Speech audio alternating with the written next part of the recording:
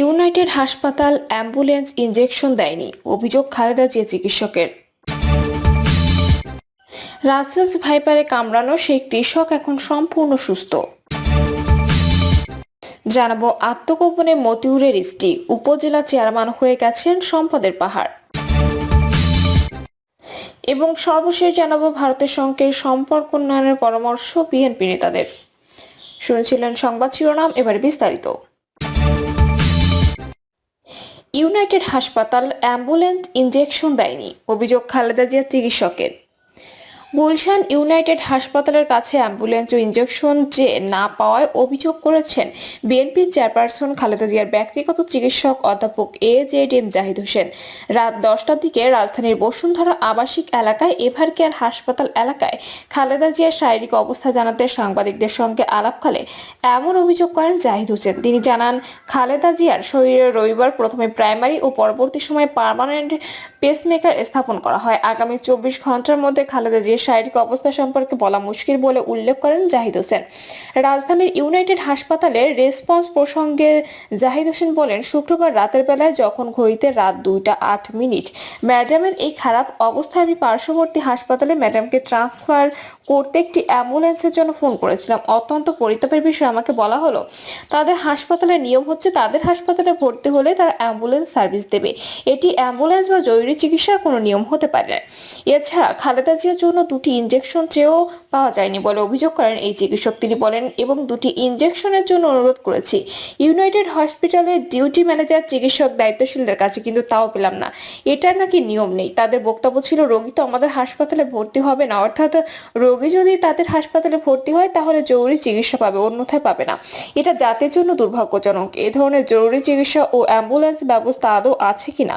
দেশে তো কোনো নিয়মতান্ত্রিক শাসন নেই, তাই নিয়ম নীতির তোয়াক্কা আজকে কোথাও নেই মন্তব্য করেন চিকিৎসক জাহিদ হোসেন। ডক্টর জাহিদ হোসেনের অভিযোগের প্রসঙ্গে একাধিক গণমাধ্যমে ইউনাইটেড হাসপাতালের ডিউটি ম্যানেজার সাব্বির আহমেদকে জানান, খোঁজ নিয়ে তিনি বিষয়টি সম্পর্কে জানাতে পারবেন। রাসেলস ভাইপারে কামড়ানো সেই কৃষক এখন সম্পূর্ণ সুস্থ। রাজশাহীতে গত মাসের শেষের দিন বিষধর সাপ রাসেলস ভাইপার হেফজুল আলী নামে এক কৃষককে কামড়েছিল। কামড়ে ভয় না পেয়ে পিটিয়ে মেরে সাপটি নিয়ে হাসপাতালে পৌঁছান তিনি। চিকিৎসার জন্য তাকে আইসিইউতে থাকতে হয়েছিল। পরে সুস্থ হয়ে তিনি বাড়ি ফেরেন। রাতে নিজের ফেসবুক প্রোফাইলে এ নিয়ে একটি পোস্টও দিয়েছেন রামেক হাসপাতালের আইসিইউ ইনচার্জ চিকিৎসক আবু হেনা মোস্তফা কামাল। পোস্টে তিনি জানান, রাসেলস ভাইপারে আক্রান্ত রোগীরা প্রাণে বাঁচেন এবং সুস্থ হন।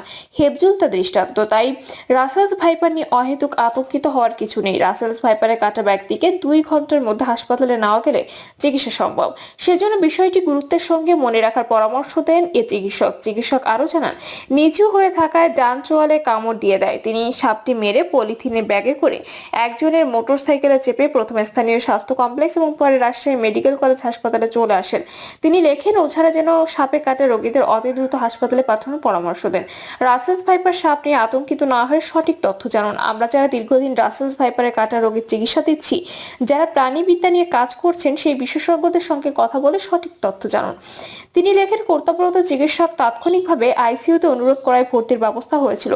সাপের কামড় দেওয়া থেকে শুরু করে আইসিইউতে আসতে সময় লেগেছিল 1.5 ঘন্টা।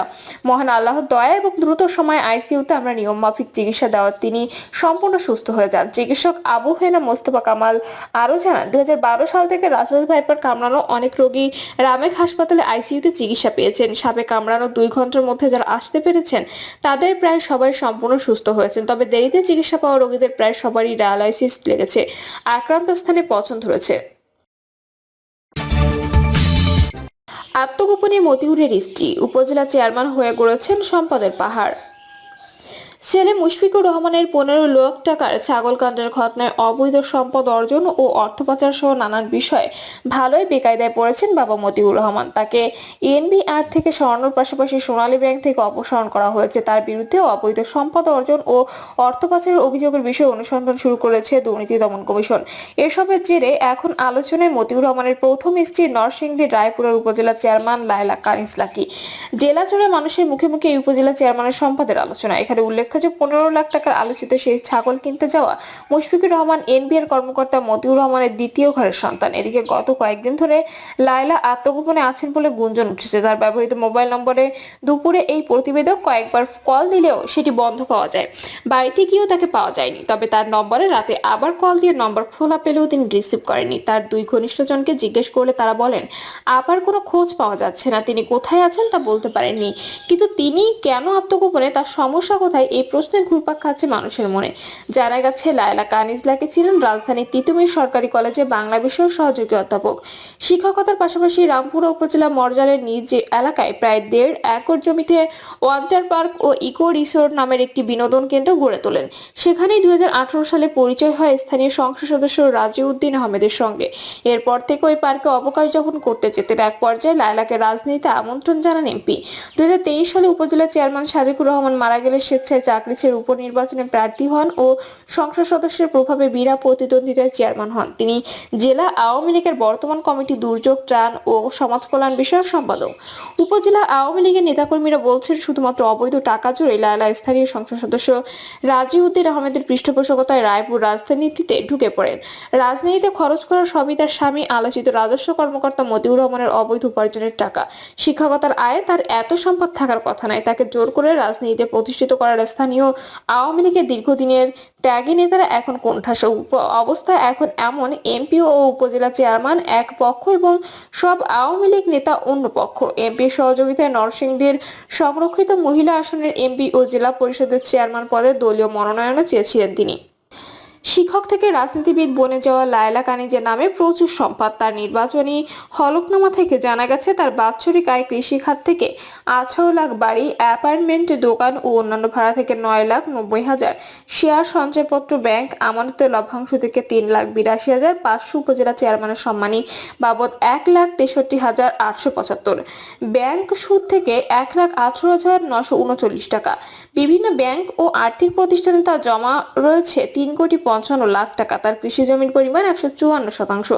তার অকৃষি জমির মধ্যে রয়েছে রাজুকে 5 কাঠা, সাভারে 8.5 কাঠা, গাজীপুরে 5 কাঠা, গাজীপুরে পুবাইলে 6.60% এবং 2.90%, গাজীপুরের খিলগাঁওয়ে 5% ও 34.55%, গাজীপুরের বাহারপুরে 27%, গাজীপুরের মেঘদুবিতে 6.60%, গাজীপুরের ধোপাপাড়ায় 17%, রায়পুরায় 35%, ও 33%, রায়পুরার মরজালে 133%, 5%, 8.75%, 26.25%, 45%, শিবপুরে 27% ও 16.18%, শিবপুর যশোরে 44.5%, নাটোরের সিংড়ায় 1 একর 66%।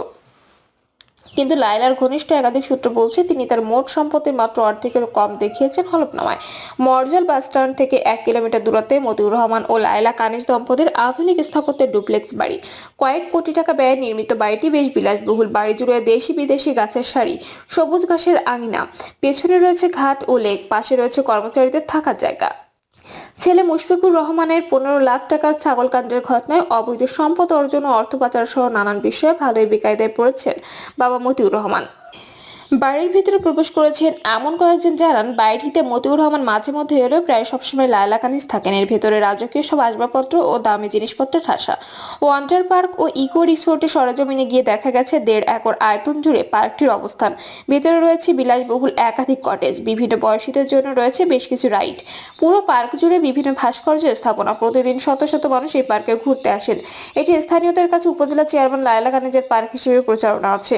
তবে ছাগলকাণ্ডের পর পার্কের লোকজন এটি চেয়ারম্যানের পার্ক নয় বলে জানাচ্ছেন। তবে লায়লার 2 সন্তান যে এর পরিচালক তা নিশ্চিত করেছেন তারা।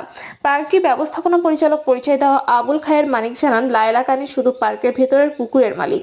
তবে পরিচালক হিসেবে রয়েছেন মতিউর লায়লা দম্পতির 2 সন্তান। এদিকে নরসিংদী শহরের নাগরিয়াকান্দিতে গোল্ডেন স্টার পার্ক নামের নির্মাণাধীন একটি বিনোদন কেন্দ্রে লায়লা কানিজ পার্টনার হিসেবে রয়েছেন বলে জনশ্রুতি রয়েছে। দুপুরে পার্কটিতে গিয়ে এর ব্যবস্থাপনা পরিচালক বাদল সরকারের সঙ্গে কথা হয় এই প্রতিবেদকে। তিনি দাবি করেন এই পার্কের সঙ্গে লায়লা ও তার স্বামী মতিউর রহমানের কোনো মালিকানার সম্পর্ক নেই। ছাগলকাণ্ডে তাদের নাম চলে আসে টিভি পত্রিকায় তাদের দেখেছি, কিন্তু কোনোদিন তাদের নিজের চোখে দেখিওনি।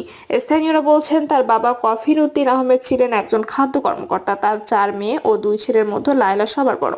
সরকারি কলেজে শিক্ষকতা করলেও রাজস্ব কর্মকর্তা মতিউর রহমানের সঙ্গে বিয়ের পর তার ভাগ্য খুলে যায়। গত 15 বছরে তার সম্পদ লাফিয়ে লাফিয়ে বেড়েছে। সংসদ সদস্য রাজিউদ্দিন আহমেদের সঙ্গে ঘনিষ্ঠ হওয়ার পর থেকে তার উত্থান দেখেছেন স্থানীয়রা। পৈতৃক বাড়িতে রাজপ্রাসাদ তুল্য একটি তিনতলা ভবন নির্মাণ করেছেন তিনি। ছোট পার্কটিকে ক্রমে আধুনিক করে ইকো রিসোর্ট তৈরি করেছেন। এলাকায় প্রচুর দান খয়রাত করেন। উপজেলা চেয়ারম্যান হওয়ার পর থেকে তিনি রায়পুরের রাজনীতিতে গুরুত্বপূর্ণ একজন হয়ে উঠেছেন। প্রিয় দর্শক, এই ছিল এখনকার সর্বশেষ সংবাদ। আপডেট সব সংবাদ পেতে চ্যানেলটি সাবস্ক্রাইব করে বেল আইকনটি ক্লিক করে রাখুন।